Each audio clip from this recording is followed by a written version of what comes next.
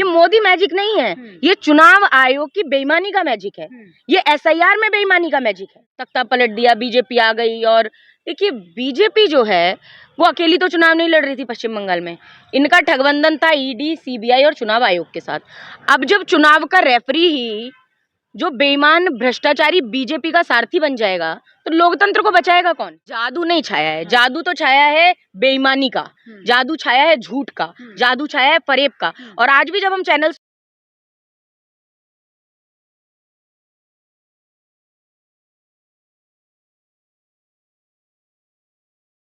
क्या लग रहा है मैम, एक तरफ केरल में आपकी सरकार बन गई कांग्रेस की, लेकिन वहीं बंगाल में जिस तरीके के आंकड़े लगाए गए थे लगातार, जिस तरीके से पहले कांग्रेस में कहा जा रहा था कि इतनी सीटें आएंगी, लेकिन घट के अब कम हो गई हैं कुछ पहले से भी। देखिए, सबसे पहली बात तो मैं कहूंगी कि केरल हम जीते हैं और इन 5 राज्यों में मुझे लगता है कहीं कांग्रेस की सरकार नहीं थी। ऐसे में जब लोकतंत्र को पूरी तरह लूटतंत्र बना दिया गया हो बीजेपी की मोदी सरकार द्वारा, ऐसे में केरल में मैंडेट मिलना मुझे लगता है बहुत ही बधाई की बात है और धन्यवाद करते हैं हम केरल की जनता को।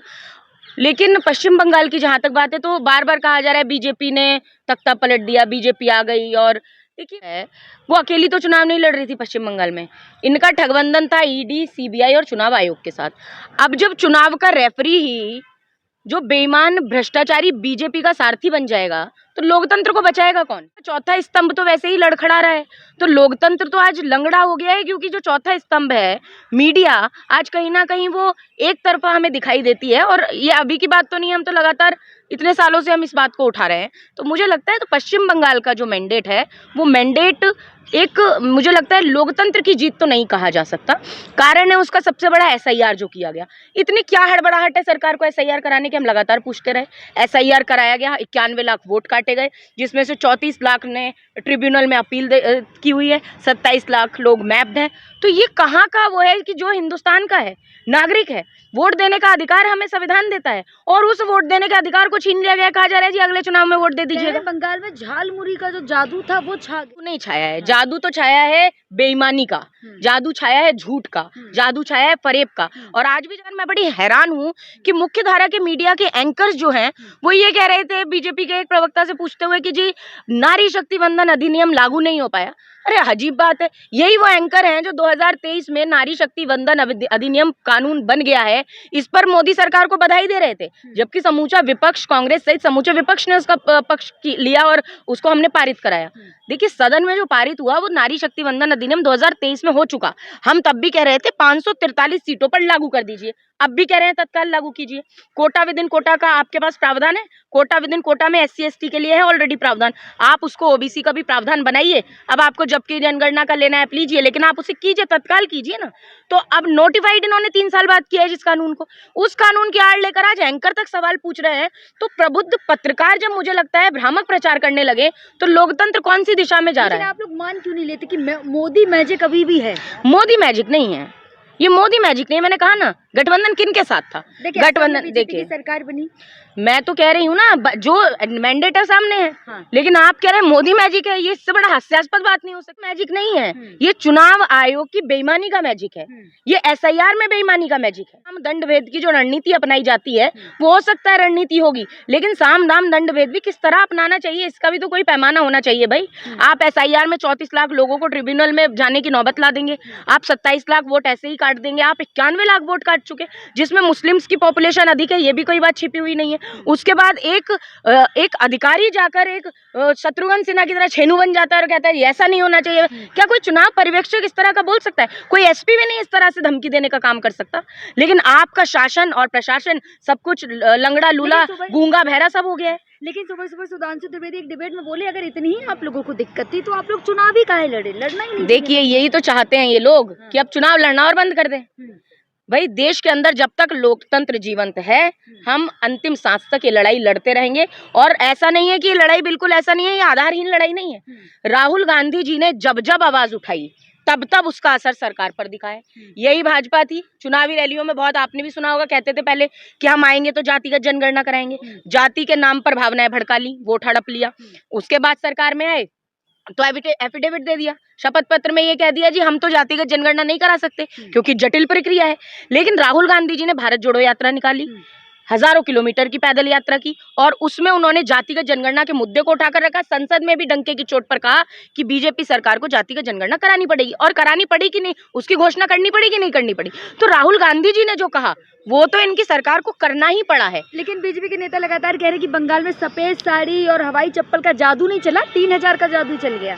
देखिए, मैंने बताया ना जादू किसका चला। जादू चला ईडी, सीबीआई और चुनाव आयोग की मिली भगत का, ठगबंधन का। क्या महिलाओं को अब आप ये देख लीजिए, होली पे हमें मिलना सा सिलेंडर दिल्ली में मिल गया क्या? पूछा नहीं आपने दिल्ली की महिलाओं से?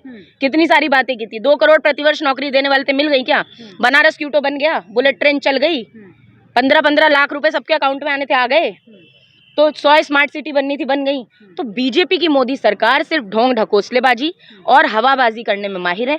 ये इवेंट मैनेजमेंट करना जानते हैं, एक नैरेटिव सेट करना जानते हैं। अच्छा, ये बार बार चलाया जा रहा है जी 70-30 की बात एंकर कर रहे हैं। आज देश की मीडिया वो बात कर रही है कि 70 और 30 की बात आप कर रहे हैं। मुझे बताइए, हिंदुस्तान का जो संस्कृति और सभ्यता है वो क्या कहती है? वो कहती है अयम निज परोवेति गणना लघु चेतसाम उदार चरितानाम तु वसुधैव कुटुंबकम। हम तो पूरी वसुधा को अपना परिवार समझ रहे हैं, आप हिंदुस्तान में ही बांट छाट और सब करना चाहते हैं। तो तोड़ने की जो रणनीति है भाजपा की, आज वो सामने दिख रही है। बार बार कहते हैं हम सनातनी, हम सनातनी। मेरा देखिए सीधा सवाल भाजपा के लोगों से आपके माध्यम से, भाजपा के प्रवक्ता नेता जो आना चाहे, मोदी जी जवाब देने सके तो आप ये बता दीजिए, आप अगर सनातन के इतने बड़े हितैषी भाजपाई बनते हैं तो संजय निषाद ने कहा था कि भगवान राम जी दशरथ जी के पुत्र नहीं है। क्यों अभी तक भाजपा ने ठगबंधन बना रखा है? इसका मतलब भाजपा मानती है कि भगवान राम जी दशरथ जी के पुत्र नहीं है। माता कौशल्या के सतत्व पर संदेह जताया, भगवान राम की बल्दियत पर प्रश्न किया, तब भी संजय निषाद का ठगबंधन जारी है। नरेश अग्रवाल जी जिन्होंने कहा कि भगवान राम जी की तुलना रम से कर दी, माता सीता की तुलना शराब से कर दी, उसके बाद भी उनके बेटे को मंत्री क्यों बना रखा है आपने? ओवैसी के भाई ने ये कहा था कि माता रानी को मनुष्य बताने का काम क्या कार्रवाई आज तक भाजपा उस पर कर पाई? इनके पास ना कोई मापदंड है, बातें सिर्फ बनाएंगे, लेकिन सनातन के सच्चे हितैषी कभी नहीं बन पाएंगे। एक चीज और कहना चाहूंगी अंतिम में, महिलाओं की बात की, महिला आरक्षण के नाम पे खूब कार्ड खेलने का प्रयास किया। हमने इनका संविधान का 131वां संशोधन बिल, जिसकी आड़ में ये बिना जनगणना के परिसीमन करना चाहते थे, उसको हमने समूचे विपक्ष ने धराशायी करा। और मुझे लगता है वो बधाई की बात है, धराशायी होना चाहिए था। वो महिला आरक्षण बिल तो था नहीं। लेकिन क्या भाजपा अगर महिलाओं की हितैषी है तो क्या पश्चिम बंगाल में महिला मुख्यमंत्री बनाएगी? ये बड़ा प्रश्न है। अभी तक तो भाजपा ने पश्चिम बंगाल की प्रदेश अध्यक्ष तक महिला नहीं बनाई, वो छोड़ दीजिए, भाजपा की एक भी राष्ट्रीय अध्यक्ष आज तक महिला नहीं रही। तो ये महिला हितैषी बनेंगे जिन्होंने ब्रजभूषण शरण सिंह, कुलदीप सिंह सेंगर, राम दुलार गोंड और ये प्रज्वल रेवन्ना, इनका संरक्षण करने का काम किया। क्या ऐसे लोग हम महिला हितैषी का पाठ हमें पढ़ाएंगे? लेकिन एक चीज तो है, जहाँ जहाँ मोदी जी जो नारा देते वो सच तो हो जाता है। जैसे बंगाल में नारा दिया था कि 4 मई दीदी कहीं, हाँ। और यूपी में नारा दिया था घर घर मोदी हर हर मोदी। तो जहाँ जो नारा देते सच तो होता है ना। यूपी में कहाँ सच हुआ? अयोध्या में क्या हुआ? आप बताइए, कोप्पल में क्या हुआ? जितनी भगवान की जन्मभूमियां थी, सनातन के हितैषी बनने रहे ढोंगियों की, सबकी सीटें गई वहां से। आप कह रहे हैं नारा दिया, मोदी जी ने तो नारा दिया था बहुत हुई महंगाई की मार। क्या हुआ बताइए? महंगाई की मार कम हो गई क्या? सिलेंडर कितने में मिल रहा है आपको? पेट्रोल आजादी के बाद पहली बार 100 के पार है। इन्होंने इसके खाद की बीजों की लाइन में लगे हुए किसान जिनकी मृत्यु हो जाती है खड़े खड़े, वो दिन देखने पड़े। घास खाने पर किसान मजबूर हो गया। आदिवासियों के साथ ऐसा हुआ, उनके सर पर पेशाब कर दिया गया, तब भी ये सरकार ने चुप्पी साधी।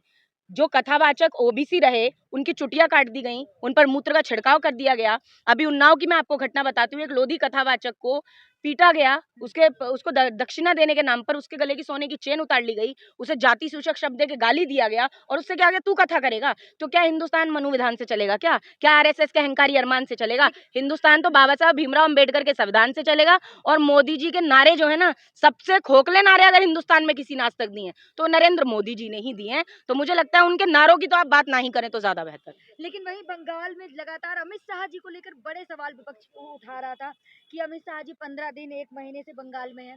चाणक्य कहे जाते हैं, तो वो ये कह रहे हैं कि मैं बंगाल में कुछ भी कहूँ, कहीं भी रहूँ, इससे पार्टियों को क्या लेना देना? देखिए, मुझे लगता है चाहे वो अमित शाह जी हों चाहे नरेंद्र मोदी जी हों, इनके लिए 2 ही चीजें मायने रखती हैं। पहला चुनाव और उसके बाद कुर्सी। ना तो इन्हें महिलाओं से कोई लेना देना है, ना इन्हें आदिवासियों से कोई लेना देना है, ना इन्हें ओबीसी से कोई लेना देना है, ना इन्हें किसान से कोई लेना देना है, ना इन्हें युवा से कोई लेना देना है। नहीं तो बीते वर्षों में, विगत वर्षों में, आप ही खुद पत्रकार हैं, आपने खुद जाके कवर किया होगा, कितने बच्चों पर लाठियां बरसाई गई, कितने पेपर लीक हुए, कितनों की नौकरियां चली गई। रोजगार की क्या स्थिति है देश में, सिलेंडर कितना महंगा है, दाल कितनी महंगी है, आटा कितना महंगा है, तेल कितना महंगा है, डीजल पेट्रोल की क्या हालत है, तो आपसे बेहतर कोई जानता नहीं है। और ये जनता समझ रही है, ये जनता जान रही है। तो ये जो है ना, मैं आपको बताऊं, इनके लिए सिर्फ राजनीति का एक ही पैमाना है, वो पैमाना सिर्फ कुर्सी पाना है। इसी बंगाल की मैं बता रही हूँ, अविभाजित बंगाल के अंदर श्यामा प्रसाद मुखर्जी ने मुस्लिम लीग के साथ मिलकर सरकार बनाई थी। इतना इन्हें कुर्सी का लोभ था। आज मुसलमानों की जो बुराई करते हैं और जो हिंदू मुस्लिम में द्वेष फैलाना चाहते हैं, भाई को भाई से लड़ाना चाहते हैं, नफरत वैमनस्यता का वातावरण बनाना चाहते हैं, कट्टरता फैलाना चाहते हैं, इन्हीं लोगों ने मुस्लिम लीग के साथ मिलकर सरकार बनाई, वित्त मंत्री रहे, सरकार चलाई और आज यहाँ के ज्ञान देने की बात कर रहे हैं। हमने हमेशा कहा सावरकर की तरह माफी मांगने का काम कभी कांग्रेस पार्टी नहीं करेगी। हम डरते नहीं हैं, हम तो सच्चाई रखते हैं।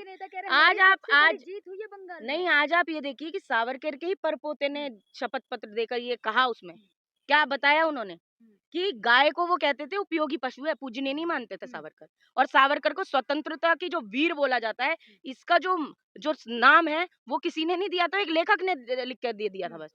ये उनको वीर बताते। 5 बार माफीनामा जिसने दिया हो, जो पेंशन लेता रहा हो ब्रिटिश सरकार से, उसको आप वीर कहेंगे, उसको आप स्वतंत्रता सेनानी मानेंगे। और आज जो विमुक्त जातियां हैं, आज जिनका कोई सम्मान नहीं, जो स्वतंत्रता की लड़ाई लड़ते रहे, उनका आज तक स्वतंत्रता सेनानियों में नाम नहीं आ रहा है। ये कितनी शर्म की बात है। तो मुझे लगता है आज लड़ाई, ये शुरुआत है लड़ाई की। और चुनाव हारना, देखिए अटल बिहारी वाजपेयी जी 3 चुनाव लड़े थे एक समय पर ही, 3 सीटों से, मथुरा, बलरामपुर और लखनऊ। मथुरा में तो निर्दलीय प्रत्याशी ने जमानत जब्त कराई, लखनऊ से भी हारे, 2-2 सीटों से चुनाव हारे। तो क्या देश के प्रधानमंत्री नहीं बने कभी उसके बाद? बने। थॉमस अल्वा एडिसन ने बल्ब का 1000 बार असफल प्रयास किया बनाने का, उसके बाद वो असफल हुए। तो असफलता ये तय नहीं कर देती कि आप दोबारा खड़े नहीं हो पाएंगे, आप आगे बढ़ नहीं पाएंगे।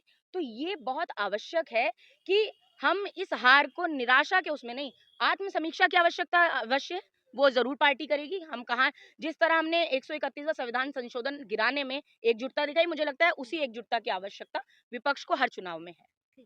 Thank you.